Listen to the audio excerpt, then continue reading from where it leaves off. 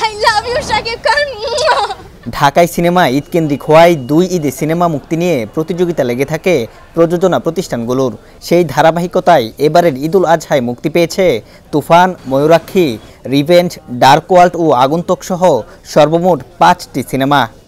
আমার আছে টরবিনো, আপনার আছে তো?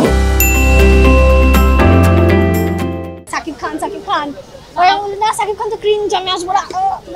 পরে হচ্ছে ও বলছে না এটা অনেক ভালো হয়েছে, আর চল মানে ক্রিঞ্জ লাগলেও হাসতে হাসতে উড়াই দিব, মজা লাগে। পরে দেখে যে না অ্যাকচুয়ালি অনেক ভালো ছিল, ক্রিঞ্জ লাগে নাই। মানে আগে যে 10-15 বছর আগে যে শাকিব খানের মুভি দেখতাম তখন তো ধর এটা কেমন ড্রামাটিক, ক্রিঞ্জ, ভালো লাগতেছে না, এগুলো কি দেখতেছি। কিন্তু এখন মনে হচ্ছে যে অ্যাকচুয়ালি ডেভেলপ আ লট। তুফান নিয়ে কোনো এক্সপেকটেশন রাখাই উচিত না, মানে জিরো এক্সপেকটেশন নিয়ে আসা উচিত, তাহলে আপনার মাথা জাস্ট বুম যে আমি কি দেখলাম। আমার মনে হয় খুবই ভালো ছিল, কারণ আপনার একবারও মনে হবে না যে লো বাজেটের মুভি। মুক্তিপ্রাপ্ত সিনেমাগুলোর মধ্যে সর্বাধিক 123টি সিনেমা হলে মুক্তি পেয়েছে শাকিব খান অভিনীত সিনেমা তুফান। রিভেঞ্জ সিনেমাটি দেশের 15টি সিনেমা হলে মুক্তি পেয়েছে। ডার্ক ওয়ার্ল্ড মুক্তি পেয়েছে দেশের 12টি প্রেক্ষাগৃহে। আগন্তুক 5 এবং ময়ূরাক্ষী সিনেমাটি মুক্তি পেয়েছে 2টি প্রেক্ষাগৃহে।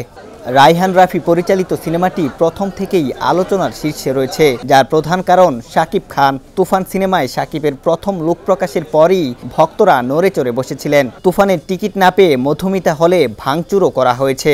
20 বছরের রেকর্ড ভেঙে তুফান সিনেপ্লেক্সে সর্বোচ্চ 47 শো পাওয়ার কথা জানান নির্মাতা রায়হান রাফি। তুফান আসলে দিন দিন নিজের রেকর্ড নিজেই ভাঙছে, এটা ভালো লাগার বিষয়। তো আজকে নতুন খবর হলো যে সিনেপ্লেক্সে 21টা থেকে আপনারা জানতেন 42টা শো হয়েছিল, সেটা আজকে 51টাতে চলে গেছে। 51, তো ওইটাই রেকর্ড ছিল। এখন ওইটাকেই তুফান নিজেই নিজের রেকর্ড ভেঙে আজকে 51টা শো চলছে স্টার সিনেপ্লেক্সে, যেটা আসলে সর্বোচ্চ। এবং আমি মাত্র যমুনা থেকে আসলাম, যমুনাতেও আপনার 14টা শো চলছে আমাদের সিনেমার একই দিনে। আপনারা জানেন যমুনা ব্লকবাস্টার তো আসলে একটাই মাল্টিপ্লেক্স, তো একটা মাল্টিপ্লেক্সে 14টা শো আসলে হিউজ। শবনম বুবলি ও রৌশান অভিনীত রিভেঞ্জ সিনেমাটি দেশের 15টি সিনেমা হলে মুক্তি পেয়েছে। এমডি ইকবাল পরিচালিত এই সিনেমায় আরও অভিনয় করেছেন দীপা খন্দকার, মিশা সওদাগর, সীমান্ত সহ আরও অনেকে। সিনেপ্লেক্সগুলো থেকে জানা যায় বুবলির সিনেমা হওয়ায় অনেক দর্শক টিকিট নিচ্ছে। আমার বেশি অনেক ভালো লাগতেছে, বিকজ আমি বুবলি অনেক বড় ফ্যান।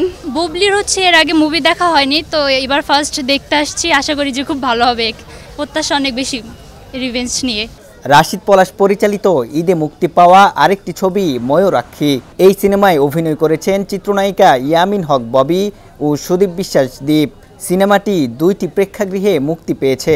রাজধানীর সীমান্ত সম্বারের স্টার সিনেপ্লেক্স ও যমুনা ফিউচার পার্কের ব্লকবাস্টারে দেখা যাবে এই ছবিটি।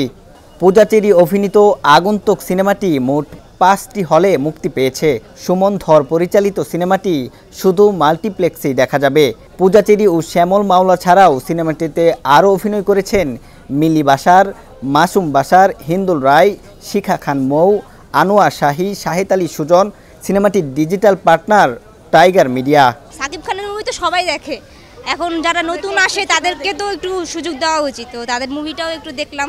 কেউ অ্যাকশন পছন্দ করে, কেউ থ্রিলিং পছন্দ করে, তো চিন্তা করলাম যে বাঙালি মুভি দেখবো, একটু থ্রিলার টাইপেরটা আমার পছন্দ, এই জন্য থ্রিলিং দেখতে আসছে। ঈদুল আজহায় মুস্তাফিজুর রহমান মানিক পরিচালিত ডার্ক ওয়ার্ল্ড সিনেমাটি মুক্তি পেয়েছে।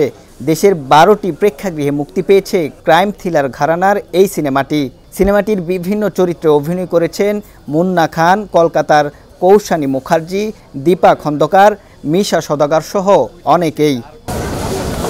জুবায়ের প্রধান, ডেস্ক রিপোর্ট, সমকাল।